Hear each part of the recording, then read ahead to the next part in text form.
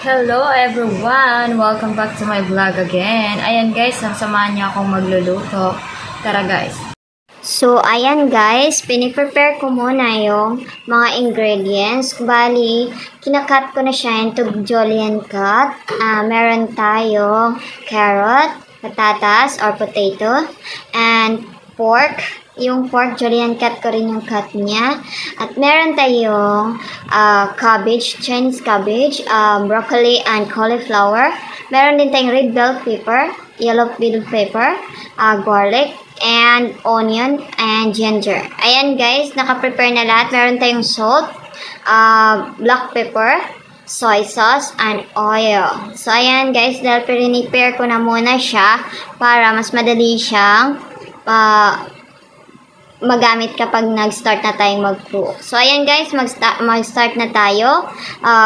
Painitan na natin ng mantika yung ating kawali. So ayan guys, sa pagpainit ng kawali guys is medium heat na muna siya.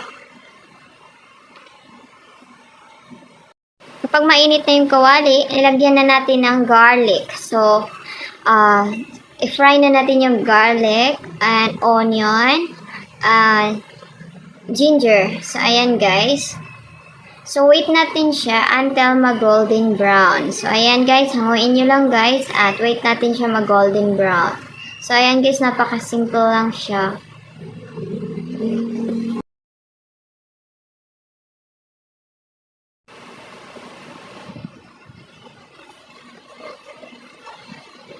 So, ayan guys.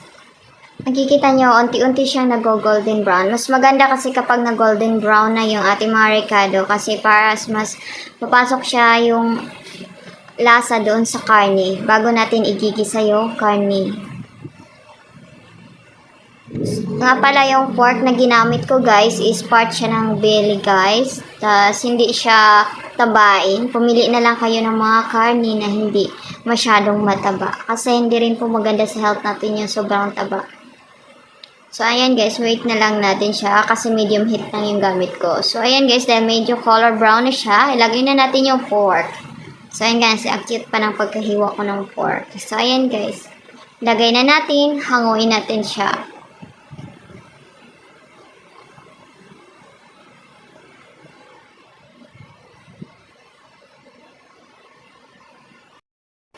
So, ayan guys, habang hinahalo-halo natin, so syempre, prepare natin yung iba.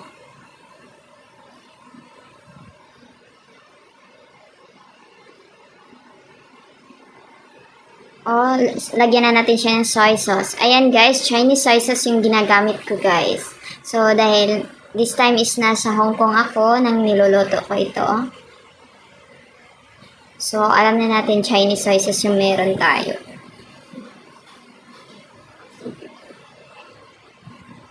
Depende lang po sa inyo guys kung gaano karami yung gusto niyo ilagay ng soy sauce guys. Depende po sa taste niyo po. Optional po yan. At meron tayong, lagyan natin siya ng Chinese vinegar. Para mawala talaga yung langsa ng, ng pork, ng karne. So, sa amin guys, sa pagluluto guys is, mahilig maglagay ng konting vinegar. Kunti lang talaga guys, kasi, hindi kasi masyadong gumagamit ng masyadong ricado. So, yun binabawi nila sa timpla. Kunting sugar lang din. And, ilagay na natin yung patatas, guys. Sabay natin siya ilagay sa pork. Kasi yung pork is baby pa yung karne, guys. Baby pa yung pork, guys. So, madali lang siyang maluto, guys. So, ilagay na natin yung mga matitigas na, ingredients. Like carrot, patatas. So, para sabay na natin siyang lutuin sa pork. Ayan lang, guys. Napakasimple lang. Ganyan lang ginagawa ko. So, ayan, pagkatapos nating ilagay, hanguin lang natin siya para ma-absorb yung nasa ilalim, guys. Kasi yung karne is nasa ilalim, pati yung kunting sauce. So, wag nyo muna siyang lagyan ng tubig. So, ayan, guys. Pagkatapos niyan, itakpan na natin siya. Ayan. So, di ba, may konti na siyang, nagda-dry na siya. Lagyan natin siya ng kunting tubig, guys. Optional lang din yung tubig, guys, kung gaano nyo karaming lagyan ng tubig siya. Nasa inyo po, pero ako is kunti lang po. Siya lang po yung magpapaluto doon sa karne. Ayaw ko na maraming sabaw. So, optional lang din ang paglagay ng water, guys. Kasi kailangan din natin siya lagyan ng water para maluto yung karne at yung mga ingredients, guys. So, ayan guys, takpan natin siya, guys. Takpan natin siya for 15 minutes. So, ayan. After 15 minutes, buksan natin siya. So, iyan na yung result, guys, after 15 minutes. Lagyan natin siyang pepper. Salt. Napakonti lang yung salt, guys. Depende nga sa taste niyo. Optional lahat, guys. Optional siya lahat. So, panimpla naman talaga is optional lang, guys. Kasi depende yan sa taste natin. So, ayan. Takpan natin siya ulit. For 2 minutes.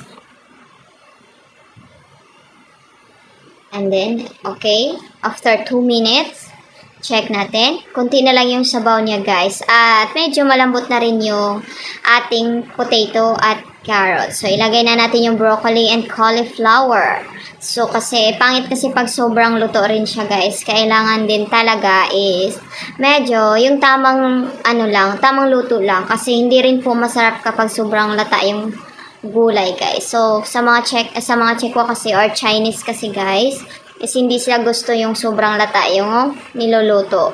Yung iba nga, nag-half cook lang, pero sa amin, bawal yung half cook. So, ayan guys. Ganyan lang siya. So, takpan na natin siya ulit. Ayan. Nga pala, bago natin siya takpan, ilagay natin to bell pepper and yellow pepper and red bell pepper, guys. Diba, napaka-colorful niya. So, ganyan lang guys. Napaka-simple at easy lang po talaga. So, ganyan lang naman yung mga luto ng mga Chinese din, guys. So, yung ginagawa ko lang is way lang po talaga sa mga Filipino food kasi kung ano lang meron talaga. Siyempre, kakain din naman tayo. So, ayan guys. Hanguin natin siya, guys. Diba, napaka-colorful. So, hindi ko na siya dinagdagan ng water, guys. Yun na yung ginamit ko yung water. So, until na maluto talaga yan siya, yung water. Kasi, wag nyo lang siyang i-high ang apoy, ang fire niya, guys. Kasi, mabilis siyang maubos yung water. So, dapat kapag nag-boil na talaga siya, kumukulo na siya, is pwede nyo na siyang i-low heat or medium heat.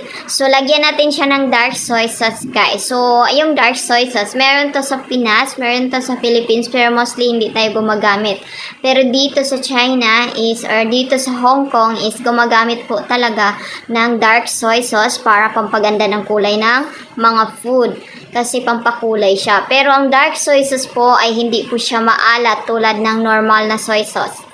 Normal po, hindi po siya maalat. So, ayan guys, ilagay na natin yung cabbage natin, guys. So, kasi ito na yung ating mga carrot at patatas. Ayan, ilagay na natin yung cabbage natin, guys. So, hindi natin siya masyadong, i-overcook yung mga gulay, guys. Kasi mawawala po yung lasa, guys. At hindi na rin po magandang tingnan, guys, pag na-overcook sila, guys. So, kung mapapansin nyo, guys, parang fresh pa rin siya, diba? Kasi hindi siya overcook, guys. At sa mga Chinese, ayaw po talaga nila yung mga overcook na mga food. At ayaw ng ibang Chinese din ng sobrang half-cook. So, tamang luto lang talaga para hindi mawawala ang original na lasa ng pagkain. Lalo na sa isda, guys. Lalo na sa mga fish. Ang kailangan lang lutuin muna ng maayos is yung mga karne. Pero yung mga gulay ay hindi po. Dapat po tamang cook lang. So, ayan guys. Kung mapapansin nyo, napaka-colorful, diba? Napakagandang tingnan kasi dahil yan sa colorful na mga veggies na hinalo. At hindi po siya overcook. Kaya ganyan po siya kaganda tingnan. Compare kasi yung iba, gusto nila overcook. Pero sa mga Chinese ay hindi po. So, ayan na yung finished product natin, guys. Kung makikita nyo, ang ganda tingnan, diba? Napaka-colorful. So, ayan na. Ganyan lang siya, guys. Napaka-simple. So, ganyan lang siya. Lahat ng ingredients naman, lahat naman ng panglasa is nakadepende po sa taste po natin. Ganun po talaga, guys. So,